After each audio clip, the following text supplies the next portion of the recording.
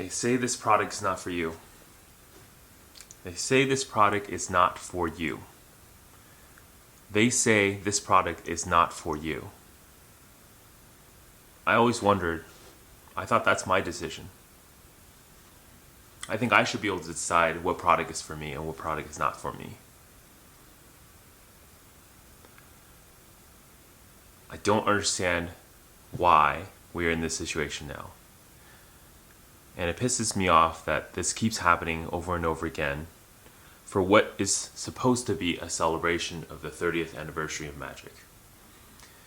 Even if we look at it from the most negative perspective possible, and we think it's just a money grab, then why don't you print more? Okay, let's back it up, catch everybody up on what's going on so we're not just talking in a vacuum. There's a lot of you guys who's watching who know exactly what I'm talking about. There's plenty of you probably who have no clue what just happened. No, I'm not talking about the 30th anniversary collector's booster packs. Those fucking things suck. They're not worth any money. Don't spend anything on them. What I am talking about is the 30th anniversary secret lair. When they first released this announcement for this product, I looked at it and I thought, wow, that's a pretty interesting product. It's pretty nice. You get 30 cards individually wrapped, so you can kind of open them one pack at a time in December, going right up towards the holidays, count down to Christmas type of thing, or count down to New Year, or whatever holiday you celebrate. I thought it was a cool idea. I thought it was really ingenious, and the fact that every single card had different art style, had different foiling, had different, was from a different part of the year, The packaging was beautiful. It had 1993, 94, 95. It was walking through the years of Magic, right? So as an example, for 2022, they had the Sharknado. Really funny card, but actually pretty good too, right? Of course, they had Necropotence in there. Really great card. A lot of people still play it. Not reserve list, but honestly, that art is amazing. And they drew it like full frame, totally different. And here's the thing. You could hate Secret Lair. You could like Secret Lair. The whole point of Secret Lair was you buy the product that's for you. And how do we do that? Well, Secret Lair is mostly or always print to demand. Meaning, you buy the cards, you prepay for them, they print them, and ship it to you. It's pretty simple. It's pretty straightforward. So how come the Secret Lair for the 30th anniversary celebration ran out? Here's the thing. I was fully prepared to come on video and tell everyone, hey guys, you need to go buy this Secret Lair. Even if you don't like Secret Lair, even if you don't like what's happening in Magic right now, honestly, $150 for 30 cards, which is $5 per card, for such great artwork, for such variance of artwork, it's a great Secret Lair. It's well worth your money. Just get one, celebrate it, I think it's a great way to do it. And honestly, even if it's $150 in Wizards' pocket directly, because they don't have to go through distribution, they don't have to go through all the channels, they don't have to pay themselves a selling fee, I think it's worth it. I think it is a reasonable way to celebrate, and I actually approve. I really thought it was a good idea. I personally was going to buy a couple, give a couple maybe to my friends or something like that. Just something nice. It's Christmas, right? But of course, I wake up to find out that this whole thing sold out in 2 hours, and I'm finding that a bunch of them are coming up on eBay for $250 to $300. Maybe by tomorrow it'll be $400, $500, who knows? The thing is, these cards are cool. They're great looking, but they're very limited. Why? I know. A lot of the comments I've already read or talked to my friends about it, and they said the reason is because they have to print them and make sure they are delivered on time.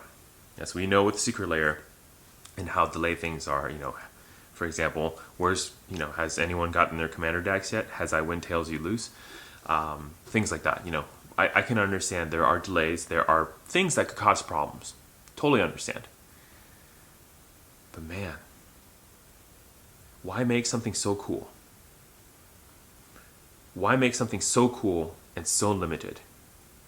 And the other thing that irks me, and I wasn't, I didn't get up early enough to do this. I kind of forgot about it because I was thinking, you know what? They'll have plenty. It's like Secret Lair. You have 2 days to order, so they should have enough to sell for 2 days, right? 48 hours. What instead happened was that they sold out in 2 hours, and the reason's because they didn't change any of the limits.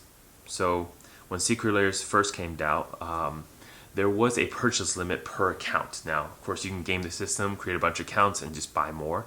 I'm sure there's a way to do it. I'm sure also Wizard has a way to go do address verification, say, you know what, I already shipped to that address, I can't sell you more, whatever. Look, you can game the system, they have ways to around it. I'm just saying, like, there are smarter people than me who can probably figure out both sides. Let them do that. But the minimal thing that Wizards could have done in this case to make sure everyone had a chance and go celebrate this thing and really just box out all the scalpers was simply make the website, limit 1 per person, limit 3, whatever the number may be. But they didn't. As far as I know, those Secret Lairs, you could buy 60 of them. When Secret Lair first came out, the limit was 20 or 25. I've kind of forgot, but it's something like that. Of course, at some point later, they decided, hey, let's go and make this 60. So, people who are investing, whatever, can go buy a bunch. I mean, of course, they're going to say, oh, it's for the stores. The stores can go buy that, directly and stock their shelves. I highly doubt that's the reason. And here's why. If you really want stores to have it, send it through distribution.